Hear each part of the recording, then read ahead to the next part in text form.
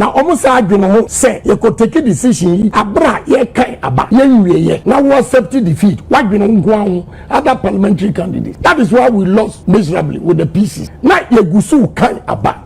Typical example is Tema Central. Senyame agelusu seat no so. Enyame gelusu seat no. Abusia mame mo akwaba. Na me na wase se wagebre na wo hwe Solid TV. Subscribe here na ebeka busu yi ho. Na monim se de Solid TV e trans say no a ensem a ekoso wo the New Patriotic Party NPP amanyoko ni mu ana edi mu nkyeremu enso esom. Nene ye bo wura mu e wo Kennedy akompre ko Japan so akachi. Yin na yenim se nyame ya adoma 31st January ana empenifo ekọ abato se bra empenifo sheye se yenko na yenko kire ya adwen especially delegates no omonko kire ma adwen no omonko yimpenifo a omususu se ana omodwen se ombetimi aboa ma party no akonanim na etimidi nkunimdi abre wo mo coming 2028 January elections. Isenti nipa num ena nya koduru ekofa nkrata amienu nu wo mo a ena enya asem keto akora sa abre no nyina no yabomoden atwa homfo nyine bia ade aba be sommo sanso ene Kennedy akompre ko Japan ene ode ne campaign ahyeso isi wo kasa yi no owo enkra pumpini mantemu a enya asem keto oye campaign gidigidi pa na wo hwe sesi asede grounds esi a favor Kennedy akompre ko Japan no a na ebro adwen ene ntiase so esi anse ne nsem pa oton no ya ade se to delegate no akoma so papa enya asem keto ye wo other candidate a ye ka say no omuni campaign message bia omuni asem bia omu gina simpie so amoka de omoka nyina da ene say kufo komprenu akufo ado komprenu hwanhwani komprenu etumu fa menko emprenu omasem omoka no nemum de obeka ama delegate ato no so aba na se hunya ne mugidie de abusua enya de se omuwo bie senti enene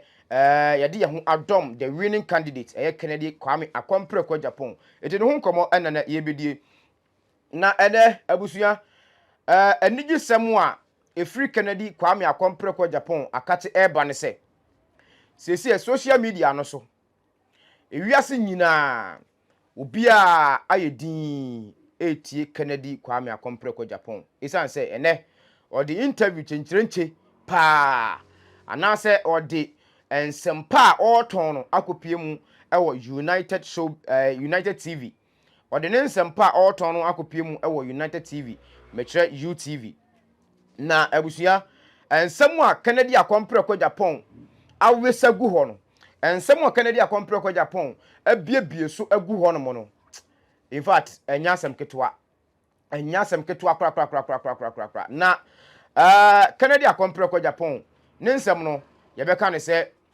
ebia ne de woka ofawe ya oka kosi ofawe ya oka kosi isanse onim de woka when ye kan se oye bold when ye kan se oye fearless when ye kan se oye decisive eti ene yesu yagibre ye be pensem nimu de oka ya na nipa bi entiase ni nyina no ene ye be doso no na afi yahwe bibia de ne poma sibre ebesie eti kame ho na ye nyina da ye nya abotre na ye nhwe se de interview no esikoye nemom video a ebedi kan akohwe eye Kennedy akompre ko Japan oye ni interview no anase okasa no o mention nipa baako bi a after so mention nipa baako no edinti wa hyew na abeto Dr. Mahamudu Baumia enso ene na kitafo so esanse na sa nipa no de omugidi yese nka we de o mafa nanso obo ne din no eka asem no chese omani awu na obo ne din ka asem no so no asem no oka ne sei anase oka ne papam anase oka ne boni mu ne nyina da ene ye bedoso no ne ahwe simple be na Kennedy akompre ko Japan obo ne din na after so obo ne din no reactions no eti sei ma mentwa me homra me ba ye betoa enkomodidi ne so. All right, awusia mama na wasese uguso ohwe Solid TV na sede ye kan ye no sede ye kan ye no eguso a esinkonwa mu a ye hwe na ensem a Kennedy akompre ko Japan ekodi ye ha se enkomo okodi ye ewo United TV no ye de emunchiremu nyina so eba besomo na Kennedy akompre ko Japan eye ne campaign no anase okasa no oboni papa ko bidin na nipa oboni den eye Alex anase Alexander Kwame na Afenyo Markins oboni din na omusa adwene ho se you could take a decision abra ye kai aba ye now we accept defeat what we know other parliamentary candidates. That is why we lost miserably with the pieces. Almost no more Johnny Ghana for you now. Okay, Ghana for hold on, madam, we are mistaken. You have to accept. And Koya Wadwin say Uko city on the fence. Why Epimenides? Unkoha Emaha. No. Why mistaken? Be bold and say so. It was a mistake on our part. So Munina and Koya. And the other channel say in part 20 could take a decision on to make a mistake. Let me say, now me free Alex Markin. If ye me ko hwe na ba so mu ka wie. Me see kwam a yes breaking news. Papa no eba ya wa accept defeat.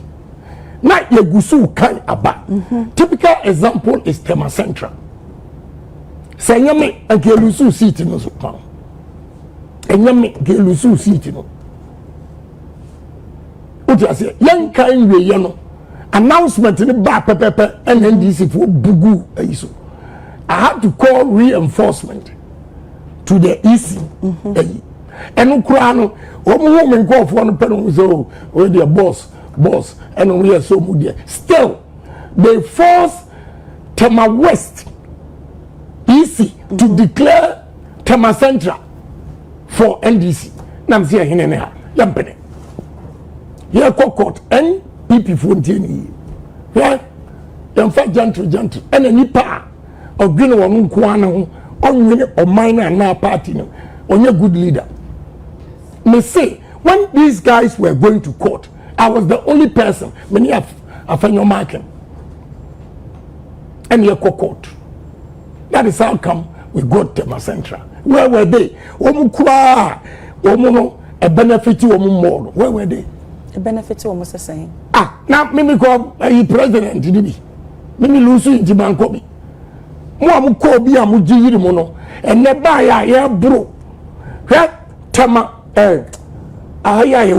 good, Maha, police a year why. Tesano police station. Omodi Baho, Ebekai, Alex Markin were bold.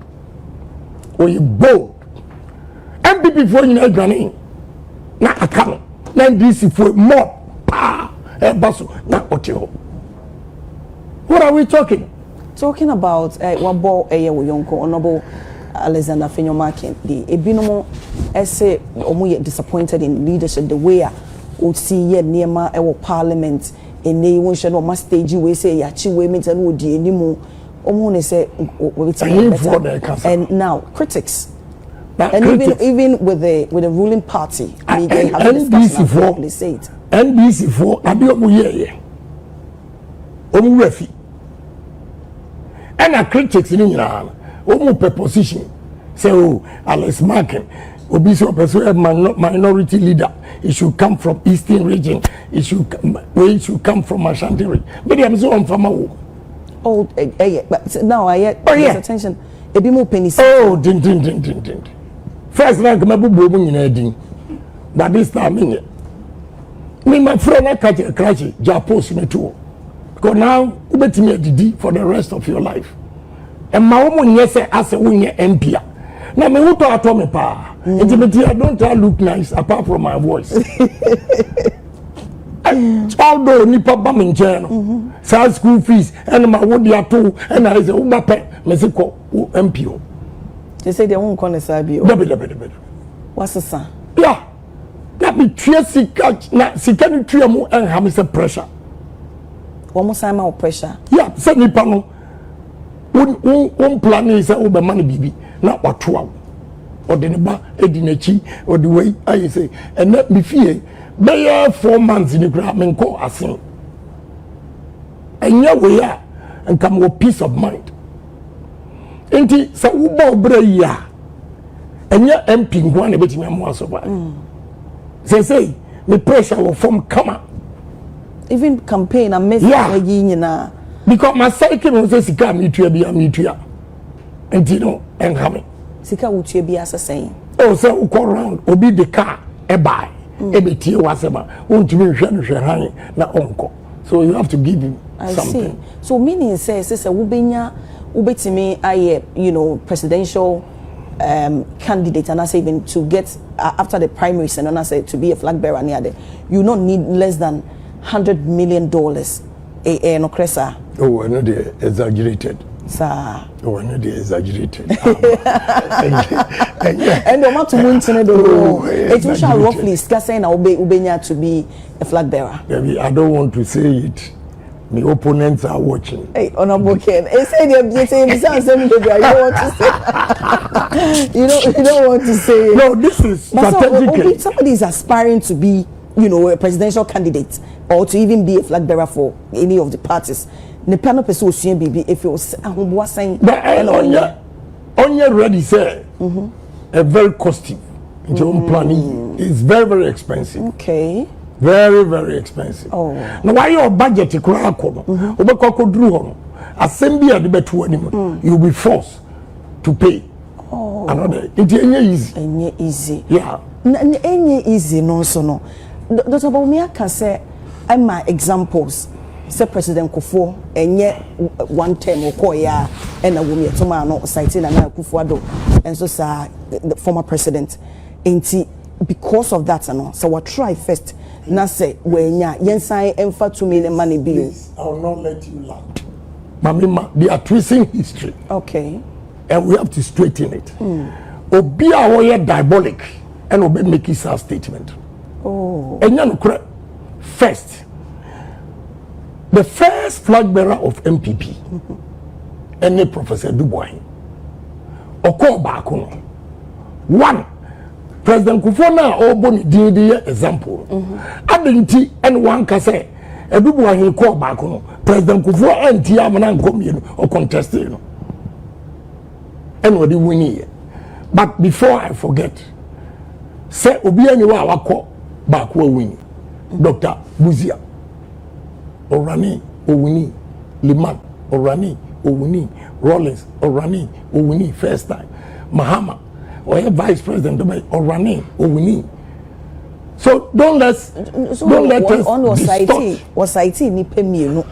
And I'm just person or come kure. Emma delegate who no order that woman or tracy history. I'm bold to tell you, say or tracy history. Chinokre bia say. Chinokre ni that near the mabubo begin. Busy I want to so or call 2 times. What is Liban call 2 times? What is that Rollins call 2 times? What is that Mahama?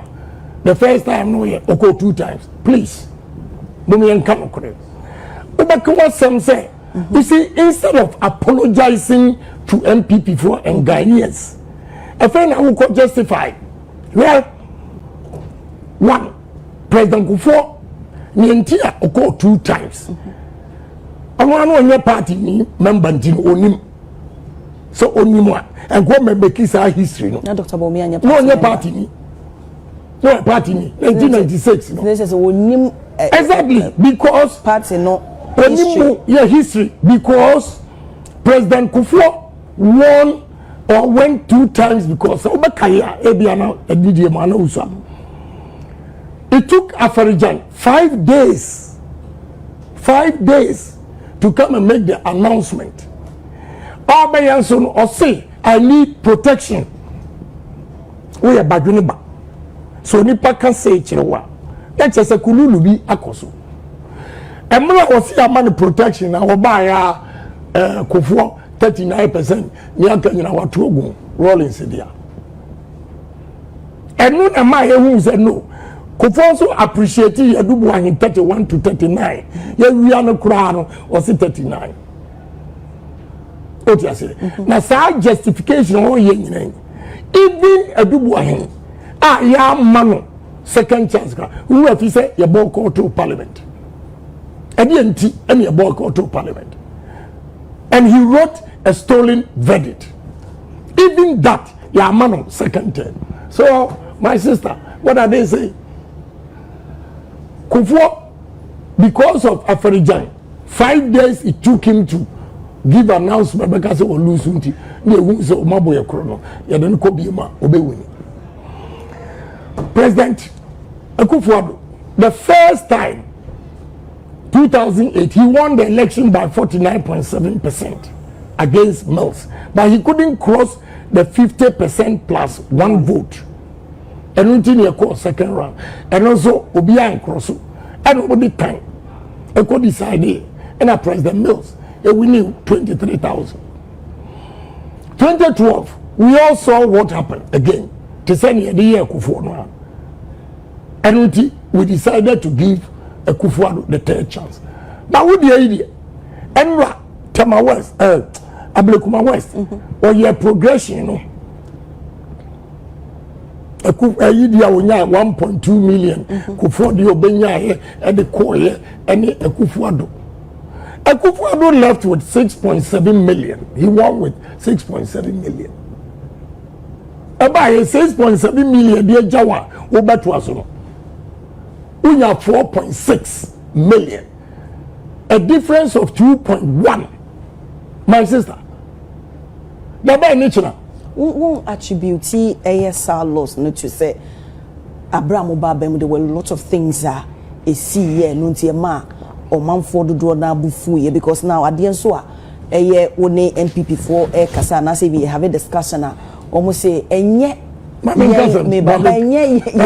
boss I want you see ama enye or friend say yeni ayen kofo na ankoto aba no esan se no mo bu ofu unyi ni se no so ka ho e have you also asked yourself that question? A lot of policies.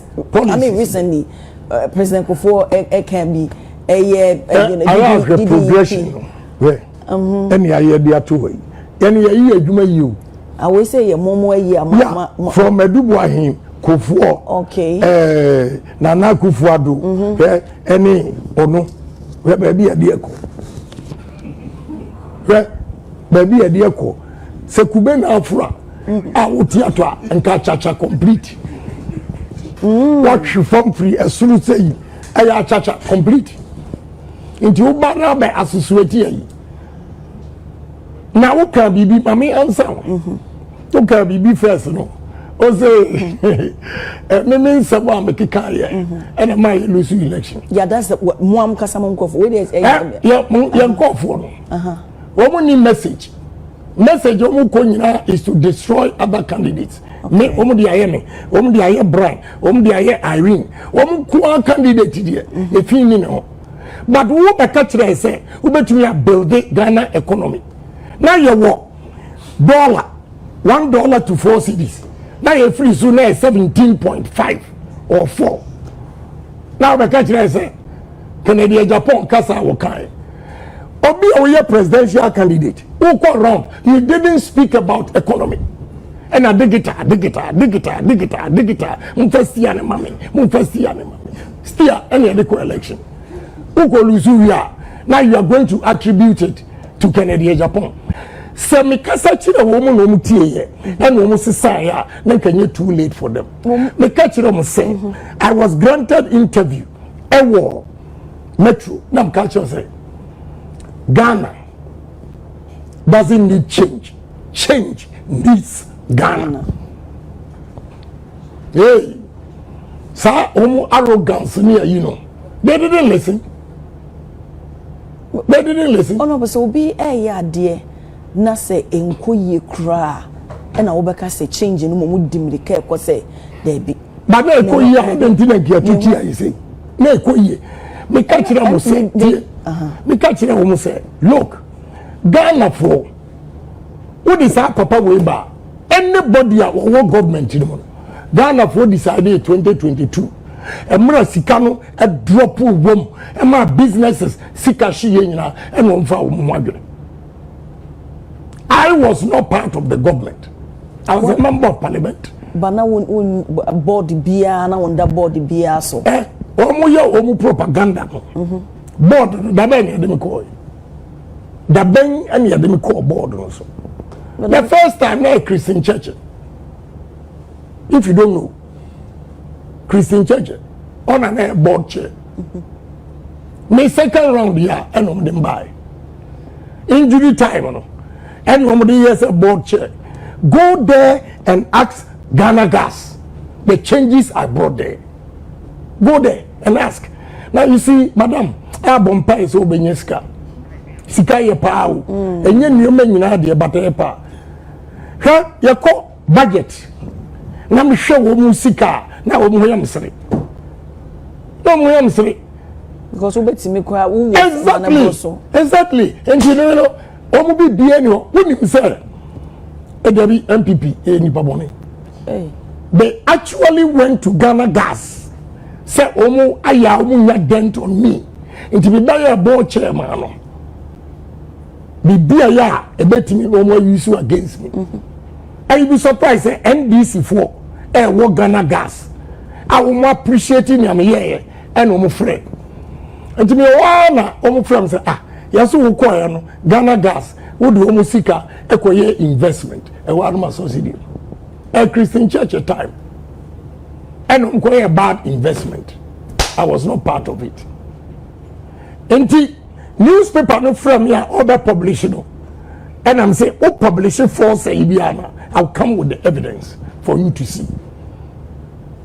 Then he went back to check our Ghana Gas and it was a time one Ghana Gas for investment. No man you. Oh there's here. And the way yes running a politics no emwa but me this time me see my yeah me nkasa but maybe be drama wakasa na at an appropriate time I will speak but enu hono so na too late too late I give it to faith I'm not going to respond to Obia I will not to Obianka de Obianka but me statisa me fire they will run away evidence I'm the back. Maybe I just don't talk. I'll give you evidence. Once that touch and here, they catch us at Heathrow Airport. Why is there all airports in the world? Say me did try. I don't think I'm because at Heathrow Airport. Obia dear, onipa no ko gina ho say mente brofu. Obia mente brofu. Between talk a dime $500,000 ko 4 time. AU village at the chew. Emma would you rent or chihene and a net if you're or $4,000 amount. Unyanza way. Obro funi na hala. Obi on tip of to me to dan no reaction. Now no walk high no office or high. What more to a man me man $50,000. But I leave it to fate. Mobia Canadian. Honorable. Unyi ni se obi ka se honorable Kennedy Japan na kuma ebena. Maybe omu feel say obi form wa. You're too hard on the person. But say me hard. At an appropriate time. Oh, say when you're hard. At an appropriate time. I know everything about them. Then that's a one and some now. Mabuano pa. Me train. My thing you can be here. What they just say Kobane say after Prime Minister no Lucy Momana Abespele. No answer. Me near Markin sir. Na me ya make me account. Me means sorry. Make me account. A bus medidi. Because I don't rely on politics to survive. Obi the message Abama me and came out listening to Honorable Kennedy Ohene Japan this morning on UTV. This morning on UTV gives me hope as a youth of this country. I am strong sympathizer of NDC, but should the NPP select Honorable Ken without contemplating, I'm waiting for him. And even if he doesn't win, he must go independent. Does it mean says a Honorable Kennedy Japan and we need to be independent ana? Oh my goodness. I don't know. Me no, I can survive with anything. Me need more time. But I know interest. I was going to go abano. So what can Omunko we abemo? Mamimbi said, do you believe in structures? No say ana. I believe in the structures, but last minute, easy for no committee in a minimum. Underground. Yes. So mobile use party security sir. Omobabu Obia Obabejina because Ombekana that don't be granted. They come Papa Kofi. Honorable Ken, I among aspirants in Yanano. So what Kasa Nasibia, I mean the tempest course on near there. Or reflected on a near maybe a C 2013 2023. Yeah. Maybe Anya would day. Doesn't mean say in a way no Emma what harbors some kind of bitterness be against the Tabaumiana. Me no what that they cry. my life, no, he doesn't exist. Hey. Because he is existent, okay. That's how I see myself. What do you say? I just don't want to say anything. Now, Obio did Matembia on him. One day, Assembly our president, Akufo-Addo, the board Papa Bidin. Now, Obianio, the next day, no more post to him. So, oh, okay. But, me thought Obia some ancient trip. Okay. Madam, what is your tomorrow? So doesn't mean say asem shame trim. Me come we are my free. Doesn't mean say after the primaries and on say ko base Dr. Bawumia Winia, will you campaign for him? The last time man campaign man, we kura otumi for phone. I can't thank you. No mo say did matter. Yeah, they were insulting me. Me call round. And my parliamentary candidate baby am call. Obi odi no kura eye napo. I took him to my warehouse. And your man by the chair. Now our young boys, di matem semi-man campaign. No, can only ni say one more sebi, bedi watem na eyo musu sebi baka say. And you may be a and yes, I recently you share your mame na toshi and more spell out. Doesn't mean say we were behind her until a man casa. Not toshi no me no nothing. But say they was switching come. Was switching no me or nama me wouldn't be a boy. Me in social media. Okay. Me in news on send them bad and me be sorry. Me kai be crowd. All right, abusuafo mama na wase. We ene nsem a Kennedy akompre kwa Japan. Aka edi afa Afenyo Markin so ho. Na abusua ne nyina na eka bom se. Nyame ya adom na yekoto aba 2024. Na yato no Saturday. Ne kwasi da so. Ena Dr. Mahamudu Bawumia no ogina mu se candidate ana flag bearer edema the New Patriotic Party. Electoral Commission emeka saye. Electoral Commission on kika ne West bia mom, on kika ne nsem bia mom, on kika ne digit bia mom, ehun se NDC ana se NPP ana edi nkunim. Emu ena Dr. Mahamudu Bawumia ebegina aduase. Ebeka say ono de wama ne nsa so. Ekon no ntimi nkubiem. Waje atum se walusu. Na after say Dr. Mahamudu Bawumia ebe consider defeat no. Seats ahodo a NPP amanyuko no elusi ye. After say Dr. Mahamudu Bawumia ebe ditum say enkunimdie anase enkunimdie akwa ama the New Patriotic Party no. Seats ahodo a ye lusi ye no. In fact, na enya asem ketewa.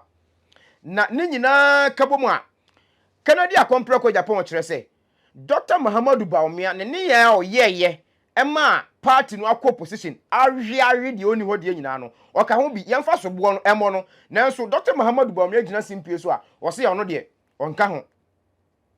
According to Kennedy akompre kwa Japan wo se Dr. Mahamudu Bawumia say o accept defeat abrekwa isi emeka say wawe anase wadi nkunim no ene say oye bibi ama ono no hu wo hu ne ho say ono no eye clean wo hu no say ono no eye neat anase wo hu ne ho say or respecting ho or junior no kwa no ni selfish interest inti esanse no wo agenda bi say o san beba biem enti ene yenkaka say ene Dr. Mahamudu Bawumia oya asumdue hene enti no waje atumboko enti yensan fa ne mra biem Kennedy akompre ko Japan say sabre no na Ghana fo ne yenko na ntokwa bia ni ho se ye ko ntokwa nti Dr. Mahamudu Bawumia je obedi tumu no ena affect NPP ema seat bebre no ye lusu ye na o make emphasize bi say ebra ye to aba no anase ye kenkan abato no okọ Afenyo Markin ho ekọ ho ese de niam asiko onam kwa so a oba no ana o te say breaking news Dr. Mahamudu Bawumia se waje atum se walusu ehwa na NDC amanyoko no omu bowura isifo no so obia na ye pam wo mu mundi klema ye seat we ye pe ye nige ho mundi klema ye seat we ye fe ye pe ye nige ho mundi klema ye ana isi no so esan se tumi na bedi NDC fo ho na yenka ne so si ye to aba na ye hwe ana se security services no omo hwa no mu hu se power no switch di akọ party A ehọ na no mo so switch nti ekoba sa no na police fo a omo ho ebo eye isi fo no ho ban ni nyina no omo nyina so aswitch edi send isi fo ka se seat we yepe momfa ma yepe nom de ama omo because omo ni tumi bia sa abre no esan se ye candidate no a ogina mu di ma ye sa abre so ne ye incumbent ye ne ye wo aban mu edi power no switch ye no na wo se seat ni bebre no ye declare edema eye NDC amanyuku no edi sa ne ma we nyina ka bomu no ene ma party no ewie ye di oni wo de nyina enso ne Dr. Muhammadu Buhari gina simpi so wo so oni mu ho hwe ene Kennedy akompre ko Japan asi trodo amato no kire se no kra ni pain ono wo se no kra na beku no Kennedy akompre ko wo se no kra na beku no o ka no kra kopin so bewu etu wo kire se Dr. Muhammadu Buhari ye ne bia o ye no ene ma ye lusu ye na wono se Afenyo Markin kwase nke wonye ono ne boa one Afenyo Markin kabo mu no mo ye baako no mo fight for ni seat a anko no kwa mu lusu ye nti ene de Kennedy akompre ko Japan oto na mu tu wo kire se Afenyo Markin oye strong man oye bold oye decisive Kennedy akompre ko Japan suban ni bi e wa Afenyo Markin mu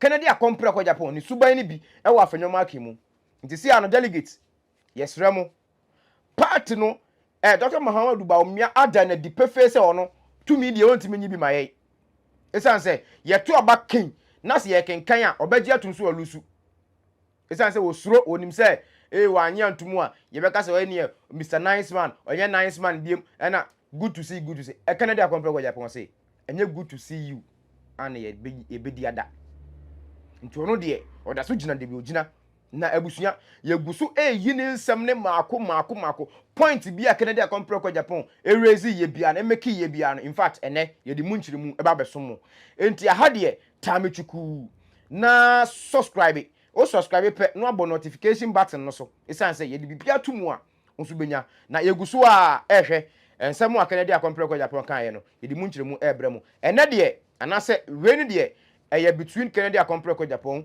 Dr. Muhammadu Buhari and Afenyo Markin enu mu ensem ana ye de ebesom aha Solid TV subscribe na share efamaye